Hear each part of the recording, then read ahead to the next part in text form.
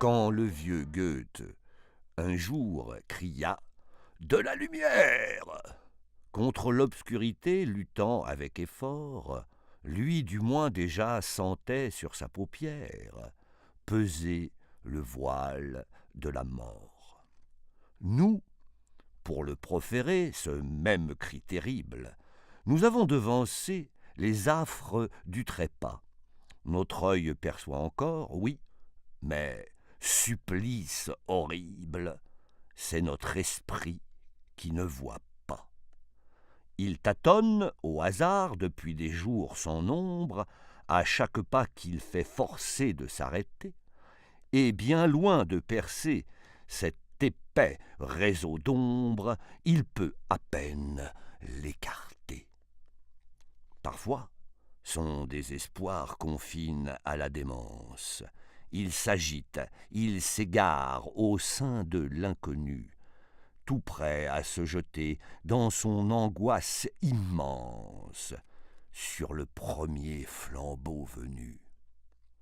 La foi lui tend le sien en lui disant « J'éclaire, tu trouveras en moi la fin de tes tourments. » Mais lui, la repoussant du geste avec colère, a déjà répondu « Tu mens !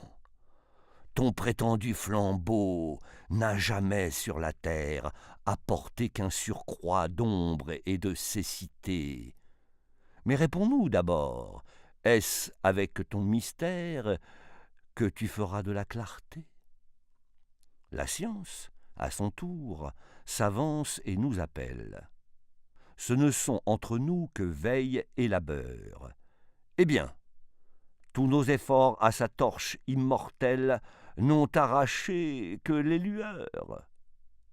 Sans doute, elle a rendu nos ombres moins funèbres. Un peu de jour s'est fait, où ses rayons portaient, mais son pouvoir ne va qu'à chasser des ténèbres les fantômes qui la hantaient. Et l'homme est là, devant une obscurité vide, sans guide désormais, et tout au désespoir de n'avoir pu forcer, en sa poursuite avide, l'invisible à se laisser voir. Rien ne le guérira du mal qui le possède. Dans son âme et son sang, il est enraciné, et le rêve divin de la lumière obsède à jamais cet aveugle nez. Qu'on ne lui parle pas de quitter sa torture. S'il en souffre, il en vit. C'est là son élément. Et vous n'obtiendrez pas de cette créature qu'elle renonce à son tourment. De la lumière, donc, bien que ce mot n'exprime qu'un désir sans espoir qui va s'exaspérant. À force d'être en vain poussé, ce gris sublime devient de plus en plus navrant. Et quand il s'éteindra, le vieux soleil lui-même frissonnera d'aurore dans son obscurité, en l'entendant sortir comme un adieu suprême des lèvres de l'humanité.